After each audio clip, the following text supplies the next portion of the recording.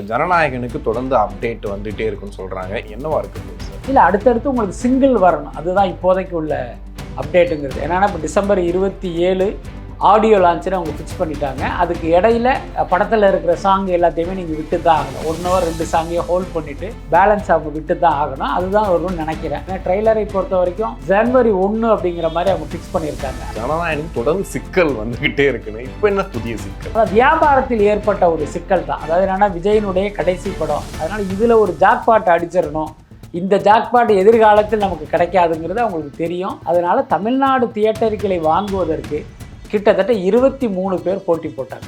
இவர் என்ன பண்ணுறாரு, நம்ம ஜாக்பாட் அடிக்கிறது மிஸ் ஆகிடுச்சேன்ட்டு நான் என்ஓசி தரமாட்டேன்னு இப்போ பிரச்சனை பண்ணிட்டு, அந்த லாபம் உங்களால் கெட்டு போச்சுல, அந்த 20 கோடி எனக்கு கொடுங்கன்னு கேட்குறேன்.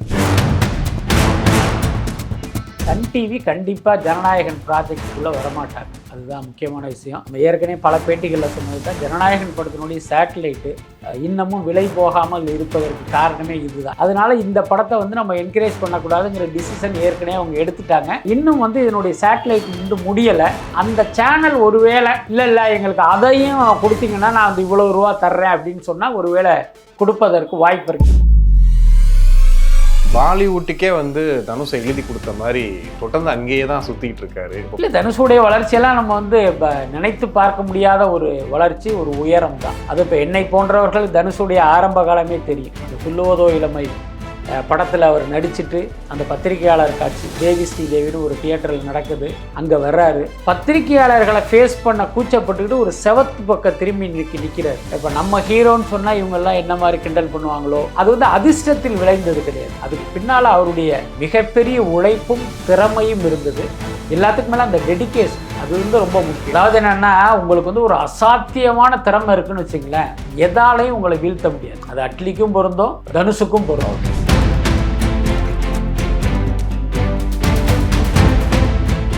உலகெங்கும் வாழும் தமிழ் நெஞ்சங்களுக்கு கிறிஸ்டியின் அன்பு வணக்கம். நம்மோடு சினிமா விமர்சகர் வலைப்பேச்சு பிஸ்மி இணைஞ்சிருக்காரு. வணக்கம் சார். வணக்கம். இப்போ ஜனநாயகனுக்கு தொடர்ந்து அப்டேட் வந்துகிட்டே இருக்குன்னு சொல்கிறாங்க. என்னவா இருக்க போகுது சார்? இல்லை, அடுத்தடுத்து உங்களுக்கு சிங்கிள் வரணும், அதுதான் இப்போதைக்கு உள்ள அப்டேட்டுங்கிறது. ஏன்னா இப்போ டிசம்பர் 27 ஆடியோ லான்ச்சுன்னு அவங்க ஃபிக்ஸ் பண்ணிட்டாங்க. அதுக்கு இடையில படத்தில் இருக்கிற சாங் எல்லாத்தையுமே நீங்கள் விட்டு தான் ஆகணும். 1 hour 2 சாங்கையும் ஹோல்ட் பண்ணிவிட்டு பேலன்ஸ் அவங்க விட்டு தான் ஆகணும். அதுதான் வரும்னு நினைக்கிறேன். அதுக்கடுத்து ட்ரெய்லர் டீசர் கூட இப்போ வர்றதுக்கு வாய்ப்பு இல்லைன்னா, ட்ரெய்லரை பொறுத்த வரைக்கும் ஜனவரி 1 அப்படிங்கிற மாதிரி அவங்க ஃபிக்ஸ் பண்ணியிருக்காங்க. அதனால் எனக்கு தெரிஞ்சு அந்த சிங்கிள் அறிவிப்பு வருவதற்கு தான் அதிக வாய்ப்பு இருக்குது. அப்படி இல்லைன்னா ஒரு போஸ்டர் விட்டு ரசிகர்களை சந்தோஷப்படுத்துவாங்கன்னு நினைக்கிறேன். ஓகே, இப்போ வலைப்பேச்சலோட பேசியிருந்தீங்க, ஒரு ஜனநாயகனுக்கு தொடர்ந்து சிக்கல் வந்துக்கிட்டே இருக்குன்னு. இப்போ என்ன புதிய சிக்கல்? அதாவது வியாபாரத்தில் ஏற்பட்ட ஒரு சிக்கல் தான். அதாவது என்னென்னா, விஜயனுடைய கடைசி படம், ஒட்டுமொத்த மக்களும் திரண்டு அந்த படத்தை பார்ப்பாங்க. அப்போ அந்த படத்தை வாங்கினா நமக்கு ஒரு மிகப்பெரிய லாபம் கிடைக்கும் அப்படிங்கிறது பல விநியோகஸ்தர்களுடைய கணக்கு. அதனால் இதில் ஒரு ஜாக்பாட் அடிச்சிடணும், இந்த ஜாக்பாட் எதிர்காலத்தில் நமக்கு கிடைக்காதுங்கிறது அவங்களுக்கு தெரியும். அதனால் தமிழ்நாடு தியேட்டர்களை வாங்குவதற்கு கிட்டத்தட்ட 23 பேர் போட்டி போட்டாங்க. ஓகே, என்ன அதில் பார்த்தீங்கன்னா ரொம்ப நாளாகவே முன்னணியில் இருந்தது யார் அப்படின்னா, அந்த ரோமியோ பிக்சர்ஸ் ராகுல். அவருக்கு பெரிய பின்னணியெல்லாம் கிடையாது. அவர் ஒரு சாதாரணமாக ரெட் ஜெயண்ட், சத்யஜோதி ஃபிலிம்ஸு, அப்புறம் போனி கபூர் கம்பெனிலாம் அப்படியே ஒரு தயாரிப்பு நிர்வாகி மாதிரி இருந்து அந்த கான்டாக்டை வச்சு அப்படியே விநியோகஸ்தராக மாதிரி அப்படி வளர்ந்து கோட் படம், குட் பேட் அக்லிலாம் அவர் தான் தமிழ்நாடு ரிலீஸ் பண்ணார். அந்த அடிப்படையில் இந்த படத்தையும் அவர் வாங்குவதற்கு ட்ரை பண்ணார்.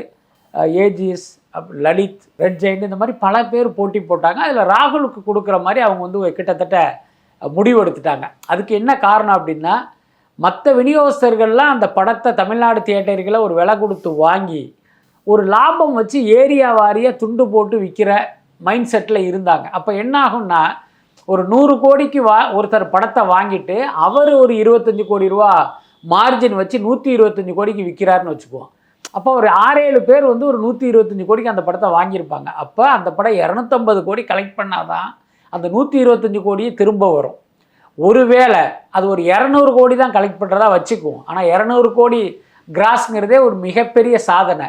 ஆனால் 125 கோடி வாங்கினவங்களுக்கு பார்த்தீங்கன்னா 200 கோடி கலெக்ட் பண்ணாலும் பார்த்தீங்கன்னா அவங்களுடைய அசலை எடுக்க முடியாது. அப்போ என்ன பேர் வரும்னா, விஜயனுடைய கடைசி படம் நஷ்டத்தை கொடுத்துருச்சு, விஜயனுடைய கடைசி படத்தை வாங்கின விநியோகஸ்தர்களுக்கு தலையில் துண்டு தான் அப்படின்னு ஒரு பேர் வந்தால் அது விஜய்க்கும் அசிங்கம். அதனால் இவங்க என்ன பிளான் பண்ணாங்க, இந்த மாதிரி பிரித்து விற்கிறவங்களுக்கு நம்ம விற்க வேண்டாம், ஓன் ரிலீஸ் பண்ணுறாங்க பாருங்கள், அவங்களுக்கு படத்தை கொடுப்போம் அப்படிங்கிற அந்த அடிப்படையில் தான் ராகுலுக்கே அந்த படத்தை கொடுக்குற முடிவை எடுத்தாங்க. ஒரு 35 கோடி ரூபா அட்வான்ஸு, பேலன்ஸ் வந்து நீங்கள் ரிலீஸ் அப்போ கொடுக்கணுங்கிறது தான் அக்ரிமெண்ட்டு. ஆனால் இவரால் பார்த்தீங்கன்னா சொன்ன தேதியில் அந்த அட்வான்ஸை கொடுக்க முடியல. இவர் என்ன பண்ணிட்டாருன்னா 2 கோடி 1 கோடி 3 கோடி 5 கோடின்னு கிட்டத்தட்ட ஒரு 19 கோடி 20 கோடி அனுப்பிச்சிட்டாரு என்ன.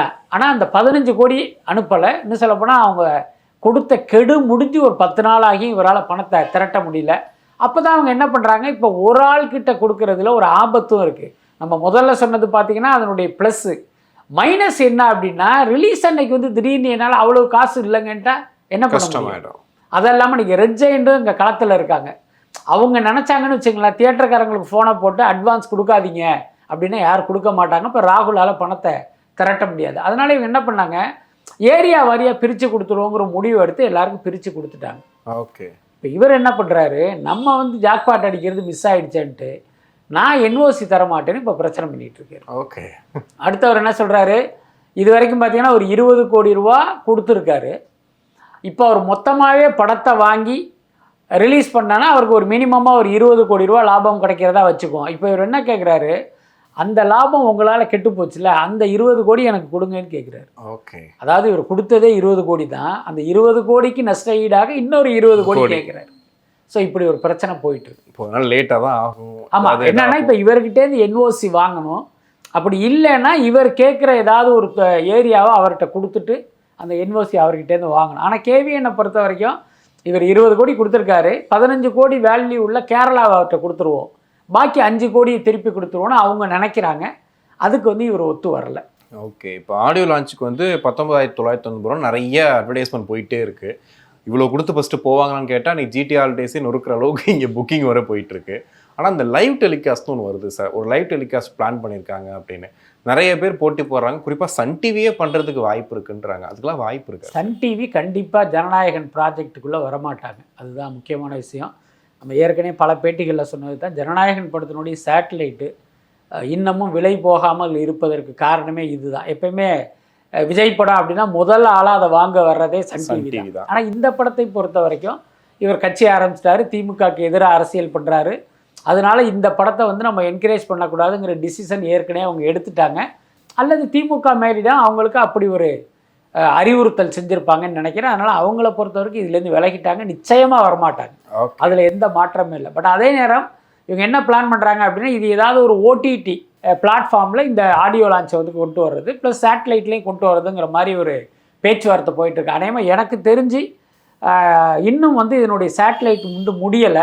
அந்த சேனல் ஒருவேளை இல்லை எங்களுக்கு அதையும் கொடுத்தீங்கன்னா நான் வந்து இவ்வளோ ரூபா தர்றேன் அப்படின்னு சொன்னால் ஒருவேளை கொடுப்பதற்கு வாய்ப்பு இருக்குது. எனக்கு தெரிஞ்சு ஜி டிவி அதில் வாங்குவதற்கான வாய்ப்புகள் இருக்குன்னு நினைக்கிறேன். ஓகே. ரசிகர் பட்டாளம் கிளம்பி போயிடுமா சார்? அதில் மாற்றம் இல்லை, அது ஒரு பக்கம் போயிட்டு தான் இருக்குது. என்னென்னா வசதி இருக்கிறவங்க போவாங்க, எல்லாராலையும் போக முடியாது. அதுதான் முக்கியம். இன்னொன்று உங்களுக்கு தெரியும், அந்த டிக்கெட் புக்கிங் ஆரம்பித்த உடனே பார்த்தீங்கன்னா கிட்டத்தட்ட ஒரு 80% ஒரு 3 hours 4 ஹவர்ஸ்லேயே ஃபுல்லாகிடுச்சுங்கிற மாதிரியான தகவல்லாம் வருது.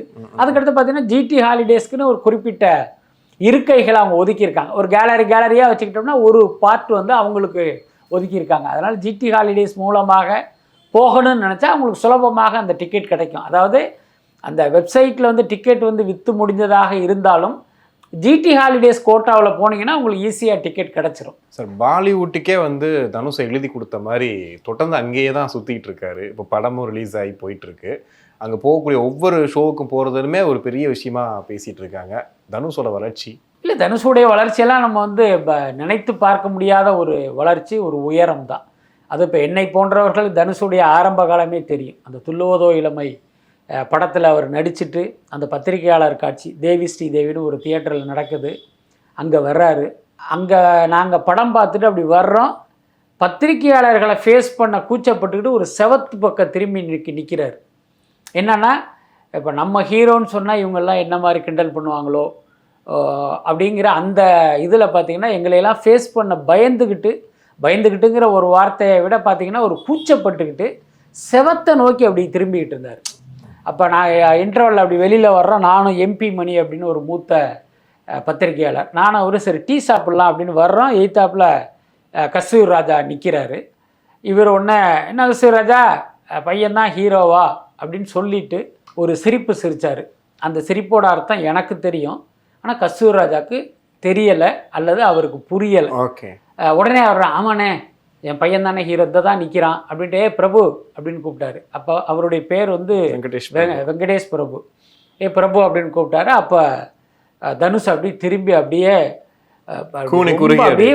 தயங்கி அப்படி நின்னாரு. எங்க வான்னு கூப்பிட்டாரு. கூப்பிட்டுட்டு என்னைய வந்து கஸ்தூரி ராஜாவுக்கு பெரிய அளவில் பழக்கம் இல்லை, அதனால் அவர்கிட்ட வந்து அவரை அப்படியே இன்ட்ரடியூஸ் பண்ணி விட்டார். அப்படியே தம்பி நல்லா நடி தம்பி நல்லா வருவேன் அப்படின்னு சொல்லிவிட்டு நானும் அவரை மீண்டும் அந்த கடையை நோக்கி அப்படி போக ஆரம்பித்தோம். ஏன்னா எதுக்கு சொல்ல வரேன்னா, அந்த கட்டத்திலிருந்தே நம்ம வந்து தனுஷை பார்த்துருக்கோம். அப்படி இருந்த தனுஷ் வந்து ட்ரீம்ஸுன்னு ஒரு படம், அந்த படத்தினுடைய ப்ரொமோஷனுக்கு வராரு. அன்னைக்கு பார்த்தீங்கன்னா இப்போ நம்மளையெல்லாம் ஃபேஸ் பண்ண பயந்துக்கிட்டு கூச்சப்பட்டு நின்றவர். அடுத்த 2வது படமும் 3வது படமும் அது பார்த்தீங்கன்னா காதில் அந்த ஏர்பாடை மாட்டிக்கிட்டு கேப் போட்டுக்கிட்டு கிளாஸ் மாட்டிக்கிட்டு ஒரு ஹீரோவாக யாரையுமே இவங்களெல்லாம் நம்ம எதுக்கு பார்த்துக்கிட்டுங்கிற அந்த சென்ஸில் அப்படியே அந்த ப்ரெஸ் மீட்டுக்கு வந்தார். அப்போ நாங்கள் கூட சொல்லிக்கிட்டு இருந்தோம், இப்போ தேவி ஸ்ரீதேவியில் பார்த்த தனுஷ் தானே இது அப்படின்லாம் கிண்டல் பண்ணிட்டு தான். எதுக்கு சொல்கிறேன்னா, அப்படி இருந்த தனுஷ் பார்த்தீங்கன்னா இன்றைக்கி இவ்வளோ உயரத்தில் இருக்கார் அப்படிங்கிறது அது வந்து அதிர்ஷ்டத்தில் விளைந்தது கிடையாது. அதுக்கு பின்னால் அவருடைய மிகப்பெரிய உழைப்பும் திறமையும் இருந்தது.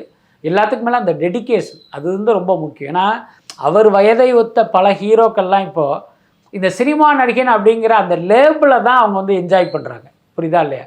நான் நடிகன்டா அப்படின்னுட்டு அந்த நடிகன்கிறத வச்சு என்னென்ன நீங்கள் சாதிச்சுக்க முடியுமோ அதில் தான் அவங்களுடைய கவனமெல்லாம் இருக்க தவிர, இந்த அந்தஸ்தை வச்சு நம்ம அடுத்த கட்டத்துக்கு போகணும் அப்படின்னு யாருக்குமே அந்த எண்ணம்லாம் இல்லை. இப்போ கூட பாருங்கள், இப்போ அந்த போர்த்தொழில் டைரக்டருடைய படம் நடிக்கிறாரு. அந்த படம் நடித்து கரெக்டாக 1 வாரம் கேப்பு தான். அதுக்கப்புறம் பார்த்தீங்கன்னா ராஜ்குமார் பெரியசாமி படத்துக்கு டேட் கொடுக்குறாரு. ஏன்னா அதுக்கடுத்து அவர் என்ன பண்ணுறாருன்னா, இந்த படத்தில் ஏதாவது கொலாப்ஸ் ஆச்சா டப்புன்னு உடனே அந்த படத்தை ஆரம்பிச்சிருன்னு இன்னொரு படத்தை பேரலாக ரெடி பண்ணி வைக்கிறார்.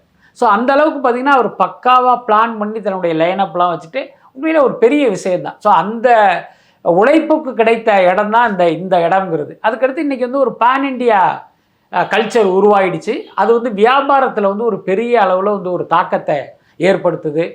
அதனால் என்ன பண்ணுறாருன்னா, நம்ம வெறுமனே ஒரு தமிழ் நடிகனாக மட்டும் இல்லாமல் தெலுங்கு ரசிகர்களுக்கும் வட இந்திய ரசிகர்களுக்கும் ஒரு பரிச்சயமானவனாக மாறினா நாம் நடிக்கிற எல்லா படத்தையுமே நீங்கள் ஒரு பேன் இண்டியாவாக அதை கொண்டு போக முடியும். அதன் மூலமாக நம்மளும் அந்த ரசிகர்கள்ட்ட போய் சேரலாம். இன்னொரு பக்கம் நம்மளுடைய வருமானமும் பல மடங்கு அதிகமாகும். ஸோ இந்த மாதிரி பல்வேறு காரணங்களால் தான் அப்படி செய்கிறாருன்னு நினைக்கிறேன். இப்போது தமிழ்ல இருந்து நடிகர்கள் பாலிவுட்டில் போய் ஜொலிக்கிறது ரொம்ப கஷ்டம்னு சொல்லுவாங்க. ரகுமான் சாரே இசைக்காக மட்டும்தான் அங்கே பெருசாக பேசினாங்க அப்படின்னு. ஆனால் அந்த இடத்துல உருவத்துக்காக கேலி செய்யப்பட்ட தனுஷ் அவர்கள் போய் இன்னைக்கு கலக்கிறாருங்கிறது பெரிய விஷயம் தான். மிகப்பெரிய விஷயம். உருவத்துக்காக மட்டும் இல்லை, அதில் இன்னொரு சைக்காலஜியுமே இருக்குது. இன்னொன்று பார்த்தீங்கன்னா, நம்மளுடைய அந்த திராவிட கலர், அந்த கலர் டோன், ஒரு மாநிலம் ஸ்கின் டோன் இருக்குல்ல, அதுவே வந்து வட இந்தியர்களுக்கு வந்து ஒரு அலர்ஜியான ஒரு விஷயம்தான். அப்படிப்பட்ட கலரில் போன நம்மளை கூட வந்து அவங்க அங்கீகரிக்கவே மாட்டாங்க. அதுக்கு விதிவிலக்கு வந்து ரஜினிகாந்த் ஒரு ஆள் தான். இப்போ எல்லாருக்கும் ஒரு கேள்வி வரலாம், ஏம்பா இதுதான் விஷயம் அப்படின்னா ரஜினியை மட்டும் எப்படி ஏற்றுக்கிட்டாங்க? என்ன காரணம்னா, ரஜினிகாந்த் மராட்டியருங்கிறதுனால ஏற்றுக்கிட்டாங்க. ஓகே. இதே இது ரஜினிகாந்த் வந்து ஒரு கர்நாடகாவை சேர்ந்தவர், என்ன அவருக்கு இப்படி ஒரு ஸ்கின் டோன் அப்படின்னா பாம்பே எல்லையிலேயே திருப்பி அனுப்பிச்சிருப்பாங்க. ஏன் அவர் அத்தனை படங்களில் நடிக்கிற அளவுக்கு அந்த பாலிவுட் இண்டஸ்ட்ரி வந்து அவருக்கு ஒரு பெரிய சப்போர்ட் பண்ணாங்க அப்படின்னா ஒன்றும் இல்லை. இப்போ அமிதாப்ல ஆரம்பித்து பல நடிகர்கள் ரஜினிக்கு ஒரு பெரிய சப்போர்ட்லாம் கொடுத்தாங்க. அதுக்கு காரணம் என்னென்னா, இவர் மராட்டியர், மண்ணின் மைந்தருங்கிறதுனால அவங்க அந்த சப்போர்ட்டை கொடுத்தாங்க. ஆனால் கமல்ஹாசனை வந்து அந்த பாலிவுட் வந்து ரொம்ப நாள் வந்து தூக்கி பிடிக்கல. அப்படி ஏக்துஜே கேலின்னு ஒரு படம் பெரிய ஹிட் ஆச்சு. அதுக்கப்புறம் அந்த சனம் தெரிகசா அப்படின்னு சில படங்கள்ல எல்லாம் நடித்தார். ஒரு லெவலுக்கு மேலே பார்த்தீங்கன்னா, சார் நீங்கள் போயிட்டு வாங்கன்னா அவர் அமுச்சு விட்டாங்க. ஸோ இதுதான் பாலிவுட்டில் உள்ளவங்களுடைய இது பாலிடிக்ஸு. ஆனால் அதை தாண்டி இன்னைக்கு இவர் போயிருக்கார். என்ன அது அந்த விஷயங்கள் எல்லாத்தையும் கடந்து அங்கே நிற்கணும் அப்படின்னா அவருடைய ஒரு அசாத்திய திறமை வந்து ஒரு முக்கிய காரணமாக இருக்கும். ஓகே. ஆனால் அட்லியும் அந்த ரூட்டில் தான் சார் போனார். இப்போ டேரக்டராக போகும்போது ஒரு திறமையான ஆளாக இப்போ அவங்க எல்லாரும் தேடிட்டு இருக்கிற ஆளாக மாறி இருக்காருல. அதாவது என்னென்னா, உங்களுக்கு வந்து ஒரு அசாத்தியமான திறமை இருக்குன்னு வச்சுங்களேன், எதாலையும் உங்களை வீழ்த்த முடியாது. அது அட்லிக்கும் பொருந்தும், தனுஷுக்கும் பொருந்தும். புரியுதா இல்லையா? ஆனால் நீங்கள் கொஞ்சம் ஒரு சுமாரான ஒரு ஆளாக போகிறீங்க அப்படின்னா உங்களை காலி பண்ணிடுவாங்க. இது வழக்கமாக நடக்கிறது தான். இன்னொன்று பார்த்தீங்கன்னா, இப்போ அட்லி வந்து அந்த அவருடைய முதல் ஹிந்தி படம் ஜவான்லேயே பார்த்தீங்கன்னா எல்லாரையுமே மிரட்டி விட்டார். அதனால இப்போ அங்கே அவங்க நினைச்சாலுமே அவர் அழிக்க முடியாதுங்கிற ஒரு அந்த இடத்துக்கு போயிட்டார்ல, அதனால அவர் வந்து அதை சமாளிச்சிருவார். ஓகே, நேத்துல இருந்து சமந்தாவோட திருமணம் திடீர்னு பார்த்தா ஏதோ சின்ன கோயிலில் வச்சு முடிச்சிட்டாங்க. பிரம்மாண்ட திருமணம் ஒன்று பார்த்தோம், இந்தியாவிலே பெரிய திருமணம்னாங்க. இப்போ சிம்பிளாக ஒரு விஷயத்த வச்சு முடிச்சிட்டாங்க. ஆனால் இன்டர்நெட்டில் பயங்கரமாக பற்றிக்கிட்டு எரியுது அந்த விஷயங்கள். அதான் நடிகைங்களுக்கு தனிப்பட்ட வாழ்க்கை இருக்குது. அதே மாதிரி அவர்களுடைய வாழ்க்கை முதல் திருமண வாழ்க்கை தோல்வி அடையும் போது பார்த்தீங்கன்னா அப்புறம் இன்னொரு வாழ்க்கை அப்படிங்கிறது அது ஒரு இயல்பான ஒன்று தானே. இப்போ அவர் யாரை திருமணம் பண்ணாரோ அவரே இன்னொரு பெண்ணை திருமணம் பண்ணிக்கிட்ட போது சமந்தா மட்டும் காலம் முழுக்க அவர் நினச்சிக்கிட்டு உட்கார முடியாது. அப்போ அவங்களுக்கும் ஒரு வாழ்க்கை இருக்குது. அதுக்கேற்ற மாதிரி அவங்க ஒரு வாழ்க்கை துணையை தேர்ந்தெடுத்துட்டாங்க.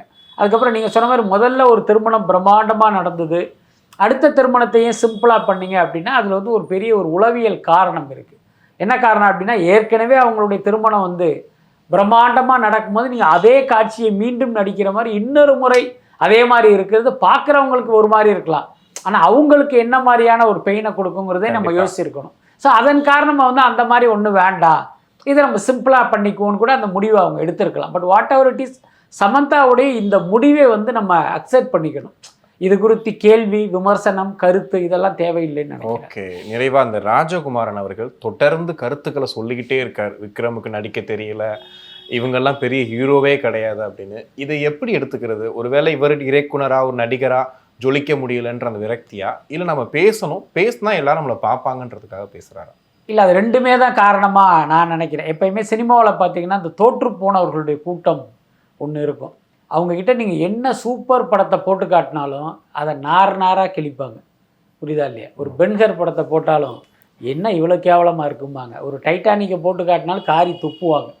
ஏன்னா இது வந்து ஒரு உளவியல் தான் அது. ஏன்னா நம்மளால் முடியல, இவன் பண்ணிட்டான் அப்படிங்கிற அந்த ஆற்றாமையும் எரிச்சலும் பொறாமையும் தான் அந்த கருத்துக்கு காரணம். ராஜகுமாரன் மட்டும் நான் சொல்லலை, பொதுவாகவே நீங்கள் பார்த்தீங்கன்னா ஒரு 25 வருஷம் 30 வருஷம் அசிஸ்டண்ட்டாகவே இருப்பாங்க. அவங்களுக்கு பிறகு ஒருத்தன் அசிஸ்டண்டாகி டைரக்டர் ஆகி பெரிய ஆளாக போயிடுவான். இவங்களால் வந்து அதை அக்செப்ட் பண்ணிக்கவே முடியாது. இதில் அது ஓட்டை இது ஓட்டைலாம் சொல்கிற நிறைய பேரை நம்ம பார்த்துருக்கோம். அதில் இவர் என்னன்னா சில படங்கள் டைரக்ட் பண்ணிய நிலையில் அப்படி உள்ள ஒரு மனோபாவம் கொண்டவராக அவர் இருக்கார். அப்படி தான் நான் நினைக்கிறேன். எல்லாத்துக்கும் மேலே பார்த்தீங்கன்னா ராஜகுமாரன் வந்து ஆரம்பத்தில் சில படங்கள் இயக்கினாலும் அப்போயே வந்து அவர் அவுடேட்டட் டைரக்டராக தான் இருந்தார். அவர் நமக்கு தனிப்பட்ட முறையில் நண்பர், ரொம்ப ஒரு பண்பானவர், இனிமையானவர், நம்ம நிறைய ராஜகுமாரன் பற்றி சொல்லிகிட்டே போகலாம். ஆனால் கருத்தியல் ரீதியாக பார்க்கும்போது அவர் நாம் மதிக்கிற இயக்குனர்கள் குறித்தே இப்படியெல்லாம் ஒரு கருத்து வச்சுருக்காருங்கிறதே ஒரு பெரிய அதிர்ச்சி. என்னை பொறுத்த வரைக்கும் பார்த்தீங்கன்னா இங்கே மற்ற படங்கள் பற்றி பேசுனது கூட அதிர்ச்சியாக நான் நினைக்கல. உதிரிப்பூக்கள் குறித்தே ஒரு மோசமான ஒரு கருத்தை சொல்கிறதுலாம் எனக்கு பயங்கர அதிர்ச்சியாக இருந்தது. அதான் ஒரு பக்கம் பார்த்தீங்கன்னா நமக்கு வாய்ப்பு கிடைக்கல என்ன, அல்லது நமக்கு கிடைத்த வாய்ப்பு நமக்கு வெற்றியை கொடுக்கல, அதனால் வந்து இப்படி ஒரு கருத்து வெளிப்படுத்துகிறார்னு நினச்சிக்கலாம். இன்னொரு பக்கம் இன்றைக்கி யூடியூப்லாம் வந்த பிறகு, சோஷியல் மீடியாலாம் வந்த பிறகு நம்ம என்ன சொன்னாலும் அது வைரல் ஆகும். அதன் மூலமாக நாம் பரபரப்பாக பேசப்படுவோம், அதன் மூலமாக நமக்கு பட வாய்ப்பு கிடைக்குங்கிற இந்த கால்குலேஷன் கூட காரணமாக இருக்கலாம். பட் என்ன காரணமாக இருந்தாலும் இது எல்லாமே உங்களுடைய கருத்து தானே. உதிரிப்பூக்கள் வந்து ஒரு குப்பை படம், என்ன வெற்றிமாறெல்லாம் ஒரு டைரக்டரே இல்லை அப்படிங்கிறது நீங்கள் என்ன நோக்கத்துக்காக சொல்கிறீங்கிறது வேறு விஷயம். ஆனால் அது உங்களுடைய கருத்தாக தானே இருக்குது. அப்போ அந்த கருத்தே வந்து நமக்கு வந்து ஒரு நெருடலையும் ஒரு முரண்பாடாகவும் தெரியுது இல்லை. ஓகே, கண்டிப்பாக சார், நிறைய விஷயங்கள் பேசணும். நன்றி.